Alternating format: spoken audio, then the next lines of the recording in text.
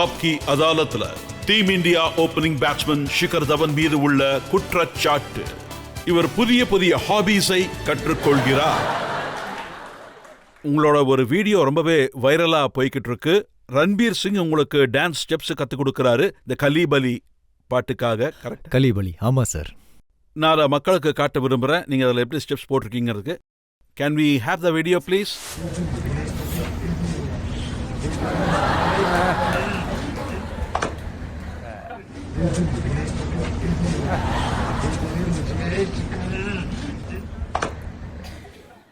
இந்த கலீபலி எப்படி உங்களுக்கு இன்ட்ரெஸ்ட் வந்தது? ஆக்சுவலி நான் மும்பையில் ஒரு ஷூட்டில் இருந்தேன். அவரும் அப்போ ஷூட்டில் தான் இருந்தார். அந்த பிரேக்கில் நாங்கள் 2 பேரும் மீட் பண்ணோம்.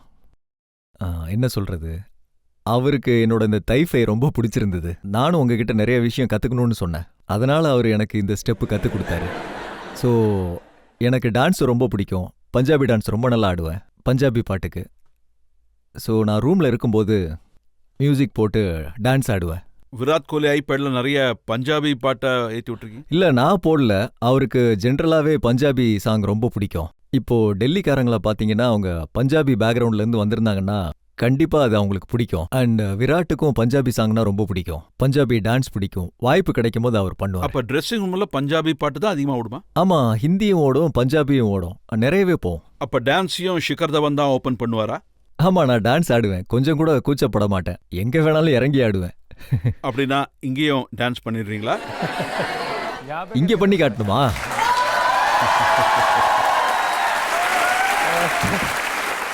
ஜட்ஜ் சார் எனக்கு கையில விளங்க மாட்டிடுவாரு. சரி, என்ன பாட்டுக்கு dance ஆடுறீங்க? All right.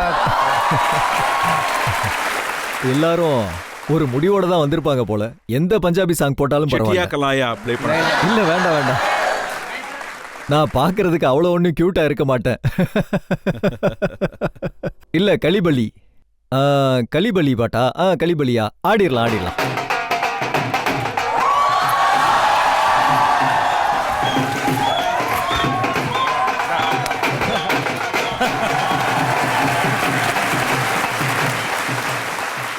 Rajat sir, உங்க ஷோல நான் தான் ஃபர்ஸ்ட் டைம் டான்ஸ் ஆடி இருப்பேன்னு நினைக்கிறேன். நீங்க தான் முதல் நபர் சாட்சி கூண்டில் நின்று முதல் முறையா டான்ஸ் ஆடி இருக்கீங்க. நன்றி. உங்களுக்கு சில புது ஹாபிஸ்லாம் வந்து இருக்குன்னு கேள்விப்பட்டேன். குதிரை சவாரி, அது உங்களுக்கு ரொம்ப பிடிக்கும்? ஆமா, குதிரை சவாரி பண்றேன். குதிரைகள்னா எனக்கு ரொம்பவே பிடிக்கும். ஸோ எனக்கு வாய்ப்பு கிடைக்கும் போதெல்லாம் நான் குதிரை சவாரி போவேன்.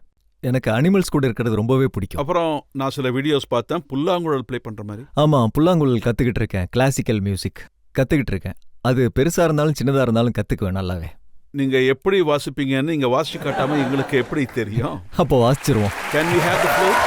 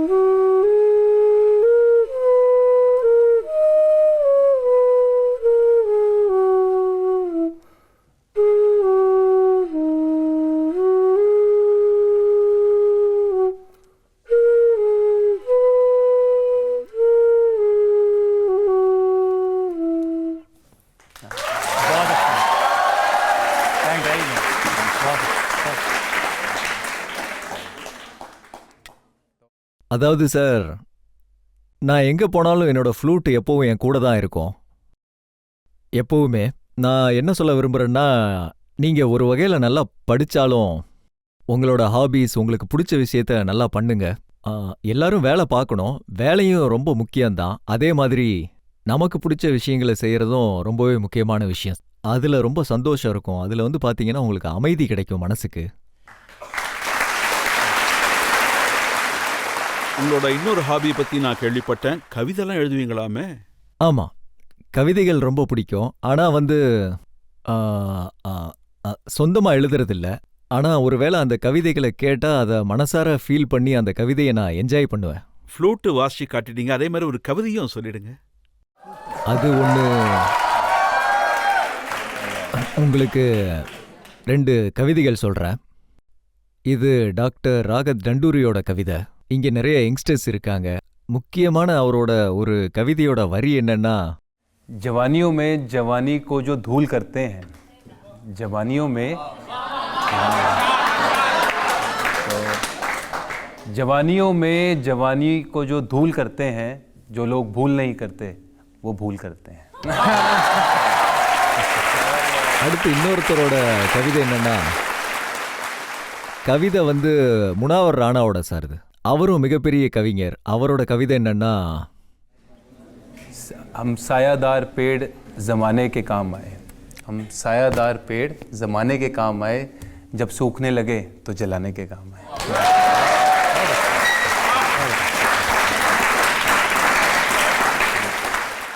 இன்னொரு ஹாபியும் இருக்கு, மற்ற பிளேயர்ஸோட முடிய வெட்டுறது.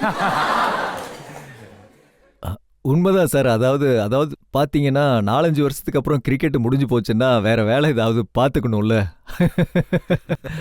இல்ல, நான் ஒரு டைம் ரிஷப்புக்கு முடி வெட்டி விட்டேன். நான் என்னோட முடியை நானே தான் எப்பவும் ட்ரிம் பண்ணுவேன். வெட்டுறதுக்கு சிசர்ஸ் யூஸ் பண்ண மாட்டேன், ட்ரிம்மர் தான் யூஸ் பண்ணுவேன். ட்ரிம்மரை வச்சு நானே பண்ணிக்குவேன். ஸோ அவருக்கு ட்ரிம்மரில் பண்ண வேண்டி இருந்தது, அதை நானே பண்ணி விட்டேன். அப்புறம் விராட்டுக்கும் பண்ண வேண்டி இருந்தது, அப்போ நானே ட்ரிம் பண்ணி விட்டுருக்கேன். அவருக்கு பண்ணல, அவர் வந்து எனக்கு பண்ணி விட்டுருக்காரு. உங்களோட புது ஹாபிஸ் இப்படி ஒன்னொன்னா வருது இல்ல, இது எல்லாத்துக்கும் உங்களுக்கு எப்படி டைம் கிடைக்குதுன்னு நீங்க சொல்லுங்களேன். ஐடியாஸ் இப்போ ஃப்ளூட் வந்து பார்த்தீங்கன்னா, எனக்கு சின்ன வயசுல யாராவது ஃப்ளூட் வாசிச்சாங்கன்னா எனக்கு அது ரொம்பவே பிடிக்கும்.